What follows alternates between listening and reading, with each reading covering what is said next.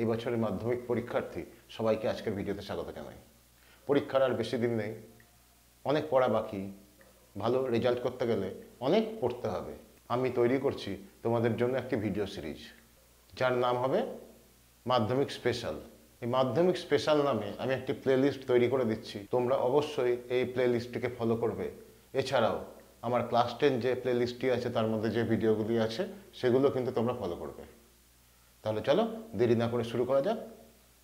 আজকে আমরা যেটা নিয়ে আলোচনা করব সেটা হলো ক্রোমোজোম।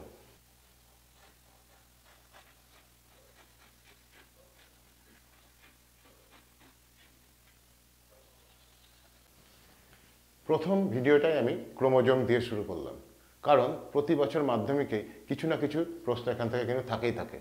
তাই তোমরা খুব মন দিয়ে কিন্তু ভিডিওটাকে দেখো।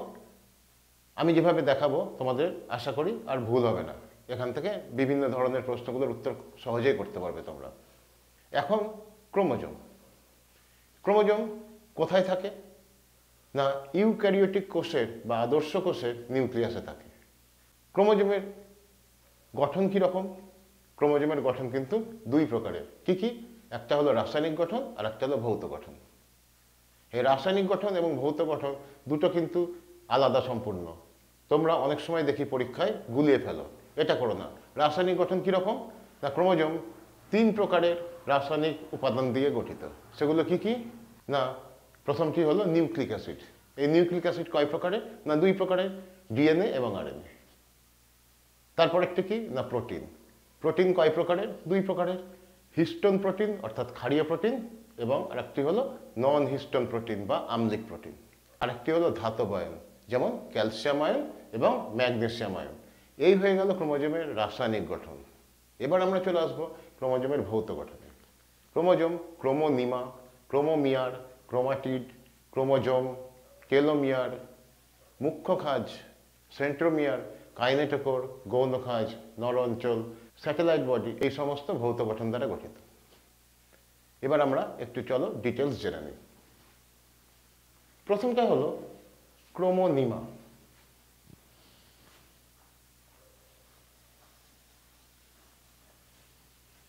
একটি সূত্রাকার গঠন। এই সূত্রাকার গঠনের কিছু কিছু অংশ মাঝে মাঝে বেশি করে ঘনীভূত হয়ে যায়, বেশি বেশি করে ঘনীভূত হয়ে যায়। এই অংশগুলোকে বলা হয় কি বলা হয়? এই পুঁতির দানার মতো গঠনগুলোকে দেখো, কিছু কিছু অংশ, এই সূত্রের কিছু কিছু অংশ বেশি করে ঘনীভূত হয়ে একটি পুঁতির মতো গঠন তৈরি করেছে। এগুলোকে বলা হয় ক্রোমোমিয়ার। কি বলা হয় না, ক্রোমোমিয়ার বলা হয়। আর এটাকে গঠনটাকে কি বলা হয় না, ক্রোমোনিমা।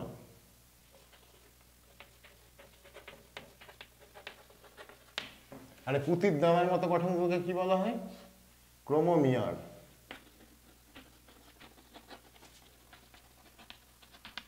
ক্রোমোমিয়ার হলো ক্রোমোনিমার উপর অবস্থিত পুঁতির দানার মতো গঠন। আর ক্রোমোনিমা কি? ক্রোমোনিমা হলো ক্রোমোজোমেরই একটি অংশ, যেটি একটি সূত্রের মতো গঠন দিয়ে গঠিত। এবার নেক্সট আমরা জানবো ক্রোমাটিড কোনটা বা ক্রোমাটিড কাকে বলে। কখনো কখনো এই যে ক্রোমোনিমা, এটা পরস্পর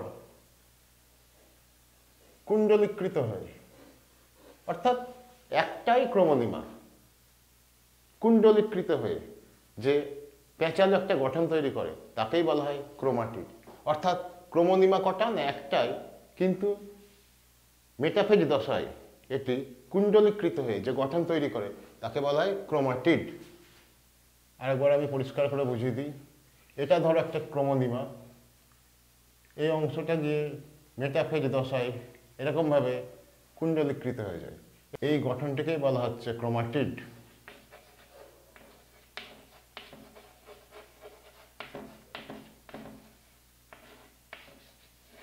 তাহলে তোমাদের ক্রোমোনিমা এবং ক্রোমাটিড কাকে বলে ধারণাটা নিশ্চয়ই পরিষ্কার হয়ে গেছে। এবার চলো আমরা জেনে নিই ক্রোমোজোম কি।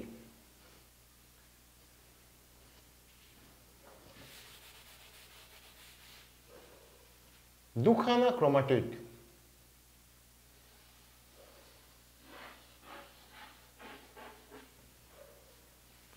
এটা একটা ক্রোমাটিড, এটা একটা ক্রোমাটিড। দুটো ক্রোমাটিড পরস্পর যুক্ত হয়ে যে গঠন তৈরি করে তাকেই বলা হচ্ছে ক্রোমোজোম। অর্থাৎ গোটাটাই যে পেঁচিয়ে যায় তা নয়, এটি একটি নির্দিষ্ট অংশে যুক্ত থাকে, যে অংশটাকে বলা হয় মুখ্য খাঁজ। তাহলে দুটি ক্রোমাটিডের সংযুক্তকেই বলা হচ্ছে কিন্তু ক্রোমোজোম, তাই তো? অর্থাৎ দুটি ক্রোমাটিডের যোগফল হলো ক্রোমোজোম। তাহলে আশা করছি বুঝতে পেরেছ যে ক্রোমোনিমা, ক্রোমোমিয়ার, ক্রোমাটিড এবং ক্রোমোজোম কিভাবে তৈরি হয়। চলো এবার ক্রোমোজোমের গঠনটাকে ভালো করে বুঝে নিই।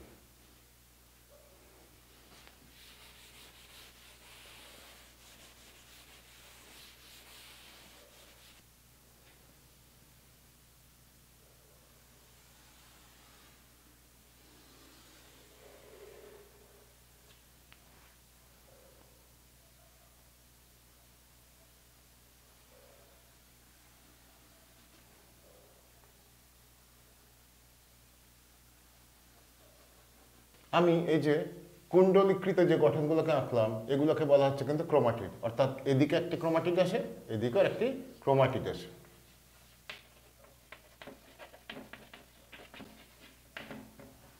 ঠিক আছে? আর গোটাটাকে একসঙ্গে কি বলা হচ্ছে না ক্রোমোজোম। একটু দেখতে কেমন লাগছে তাই না? এবার আসছি, দেখো প্রতিটি ক্রোমোজোমে একটি খাঁজ থাকে। হ্যাঁ, প্রত্যেকটি ক্রোমোজোমে একটি খাঁজ থাকে। এই খাঁজটিকে বলা হয় প্রাথমিক খাঁজ বা মুখ্য খাঁজ।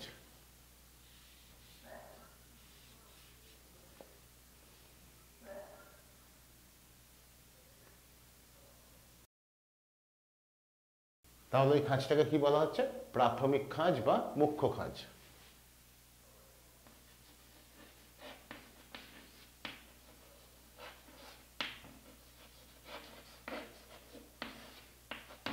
এই মুখ্য খাঁজ যে গঠন দ্বারা দুটি ক্রোমাটিডকে পরস্পর ধরে রাখে সেই গঠনটাকে বলা হয় সেন্ট্রোমিয়ার। কি বলা হয় না সেন্ট্রোমিয়ার। অর্থাৎ মুখ্য খাঁজে সেন্ট্রোমিয়ার নামে একটি গঠন থাকে যেটি দুটি ক্রোমাটিডকে পরস্পর সংযুক্ত রাখে। তাহলে সেন্ট্রোমিয়ার কোথায় থাকে না মুখ্য খাঁজে।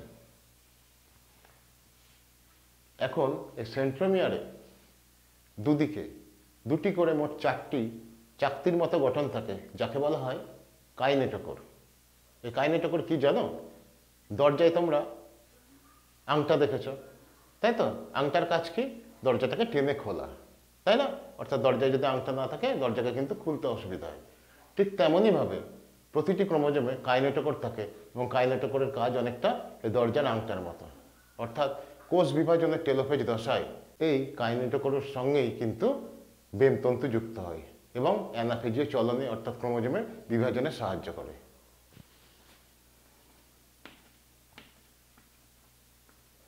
এইগুলো হলো তোমার কাইনেটোকোর। তাহলে দেখো আরেকবার এই জায়গাটা একটু বুঝে নিই যে প্রতিটি ক্রোমোজোমে একটি করে খাঁজ থাকে যাকে মুখ্য খাঁজ বা প্রাথমিক খাঁজ বলে। প্রাথমিক খাঁজ অংশের মধ্যে একটি বিশেষ গঠন দেখতে পাওয়া যায় যার কাজ হলো দুটি ক্রোমাটিডকে পরস্পর সংযুক্ত রাখা, একে বলা হয় সেন্ট্রোমিয়ার। এই সেন্ট্রোমিয়ারের মধ্যেই মোট চারটি চাকতির মতো গঠন অবস্থান করে যাদেরকে বলা হয় কাইনেটোকোর।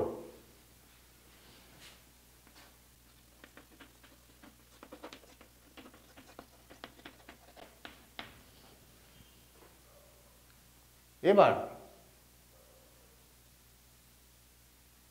একটু জেনে নিই, দেখো ক্রোমোজোমের দুটি প্রান্ত, এটি একটি প্রান্ত, এটি একটি প্রান্ত।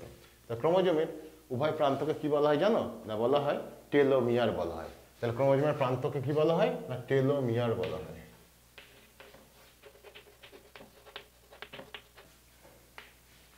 এই টেলোমিয়ারের কাজ কি?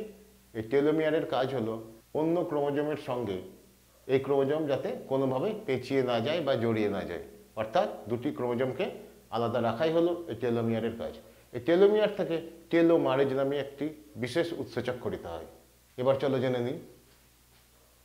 কিছু কিছু ক্রোমোজোমে, সব ক্রোমোজোমে কিন্তু নয়, কিছু কিছু ক্রোমোজোমে মুখ্য খাঁজ ছাড়াও অতিরিক্ত আরেকটি খাঁজ দেখা যায় যাকে বলা হয় গৌণ খাঁজ।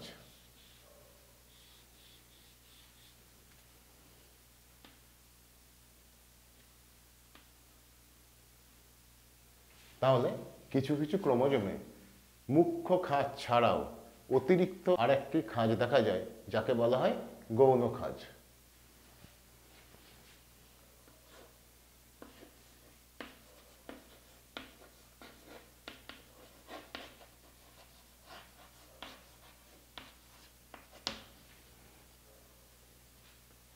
এখন এই গৌণ খাঁজে ডিএনএ অবস্থান করে, বুঝেছ? তাহলে কি থাকে? এই গৌণ খাঁজের মধ্যে ডিএনএ থাকে, যার কাজ হলো টেলোফেজ দশায় নিউক্লিওলাস উৎপন্ন করে। তাহলে গৌণ খাঁজের একটি মুখ্য বৈশিষ্ট্য কি না, টেলোফেজ দশায় নিউক্লিওলাস গঠন করা। সেই জন্য এই অঞ্চলটাকে নর অঞ্চলও বলা হয়, অর্থাৎ নিউক্লিওলার অর্গানাইজার রিজিয়নও বলা হয়। ঠিক আছে? তাহলে এই গৌণ খাঁজকে নর অঞ্চল কেন বলা হয়?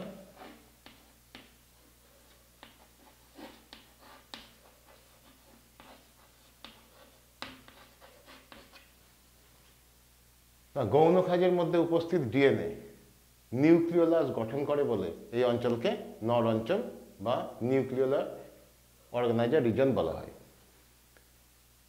এখন এই গৌণ খাঁজের পরবর্তী যে অংশ, সেই অংশটি একটি ঈষৎস্ফীত বাল্বের মতো দেখায়।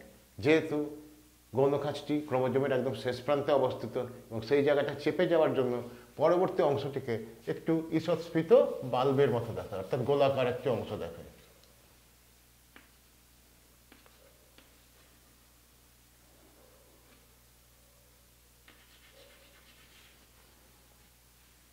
এটিকে বলা হয়, কি বলা হয় জানো? এটাকে বলা হয় স্যাটেলাইট বডি।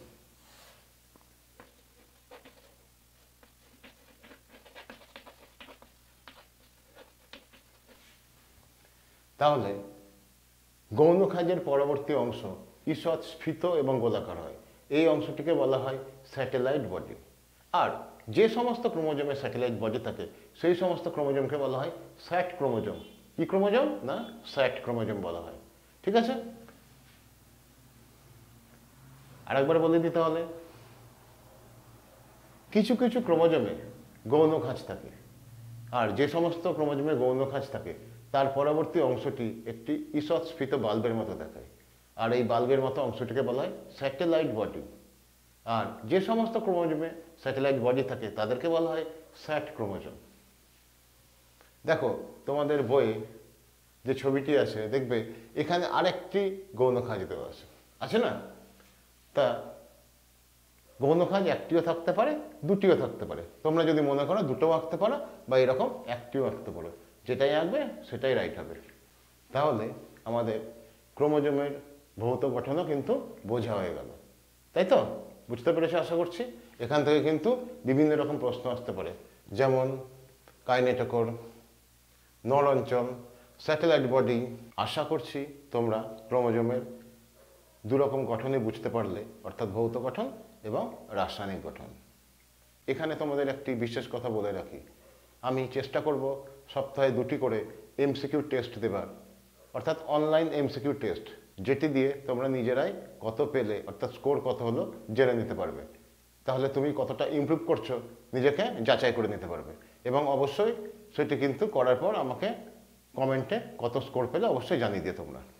আর যারা এখনও চ্যানেলটিকে সাবস্ক্রাইব করোনি তারা অবশ্যই সাবস্ক্রাইব করে অবশ্যই পাশে থেকো, যাতে তোমাদেরকে আমি পরীক্ষা পর্যন্ত গাইড করে দিতে পারি। চলো এবার আমরা জেনে নিই সেন্ট্রোমিয়ারের উপর ভিত্তি করে ক্রোমোজোম কয় প্রকারের ও কী কী। তা সেন্ট্রোমিয়ারের অবস্থানের উপর ভিত্তি করে ক্রোমোজোম 4 প্রকারের। কি কি? না, মেটাসেন্ট্রিক, সাবমেটাসেন্ট্রিক, অ্যাক্রোসেন্ট্রিক এবং টেলোসেন্ট্রিক। খুব সহজ, একটু জেনে নাও। দেখো,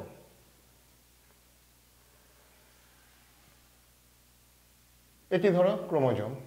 ক্রোমোজোমের ঠিক মধ্যবর্তী স্থানে যদি সেন্ট্রোমিয়ার অবস্থান করে তাহলে তখন তাকে কি বলা হয়? না, মেটাসেন্ট্রিক ক্রোমোজোম।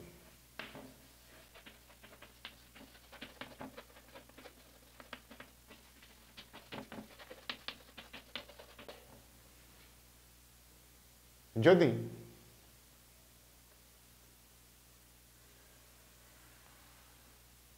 মাঝখান থেকে একটু যদি পাশে হয় সেন্ট্রোমিয়ারের অবস্থান, অর্থাৎ একটা বাহু তুলনামূলক বড় আর একটি বাহু তুলনামূলকভাবে ছোট, তখন এটিকে বলা হয় সাব মেটাসেন্ট্রিক ক্রোমোজোম।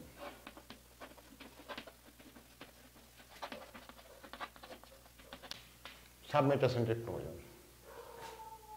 যদি সেন্ট্রোমিয়ারটি ক্রোমোজোমের একদম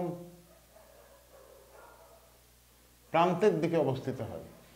অর্থাৎ এক্ষেত্রে একটি বাহু অনেক বড় এবং আরেকটি বাহু খুবই ছোট হয়, তখন এই ধরনের ক্রোমোজোমকে বলা হয়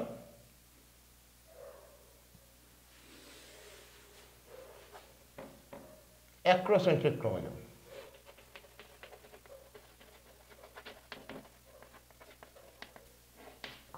অ্যাক্রোসেন্ট্রিক ক্রোমোজোম।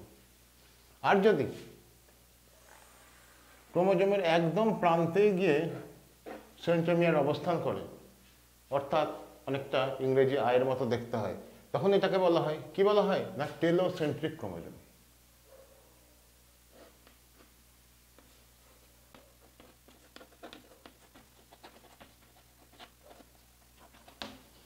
ঠিক আছে, তাহলে এটিকে বলা হয় টেলোসেন্ট্রিক ক্রোমোজোম। তাহলে আরেকবার দেখে নাও, ক্রোমোজোমের ঠিক মাঝখানে যদি সেন্ট্রোমিয়ার অবস্থান করে তাহলে তখন তাকে বলা হয় মেটাসেন্ট্রিক ক্রোমোজোম। ক্রোমোজোমের মাঝখান থেকে একটু পাশে সরে যদি সেন্ট্রোমিয়ারের অবস্থান হয় তখন তাকে বলা হয় সাবমেটাসেন্ট্রিক ক্রোমোজোম। যদি সেন্ট্রোমিয়ারটি ক্রোমোজোমের একদম প্রান্তের দিকে অবস্থিত হয় তখন তাকে বলা হয় অ্যাক্রোসেন্ট্রিক ক্রোমোজোম। এক্ষেত্রে একটি বাহু খুব বড় হয়, একটি খুবই ছোট হয়। আর যদি ক্রোমোজোমের একদম শেষ প্রান্তে অবস্থান করে সেন্ট্রোমিয়ার তখন তাকে বলা হয় টেলোসেন্ট্রিক ক্রোমোজোম। এই হয়ে গেল কিন্তু আমাদের ক্রোমোজোম। তাহলে ক্রোমোজোম সম্বন্ধে আজকে কী জানলাম না, ক্রোমোজোমের রাসায়নিক গঠন, ক্রোমোজোমের ভৌত গঠন এবং সেন্ট্রোমিয়ারের উপর অবস্থান করে ক্রোমোজোম কয় প্রকারের ও কী। আজকের ভিডিওটা এই পর্যন্তই। তোমাদের যদি ভালো লেগে থাকে বা তোমাদের যদি মনে হয় ভিডিওটা তোমাদের কাজে লাগলো তাহলে অবশ্যই লাইক, শেয়ার আর কমেন্ট করো।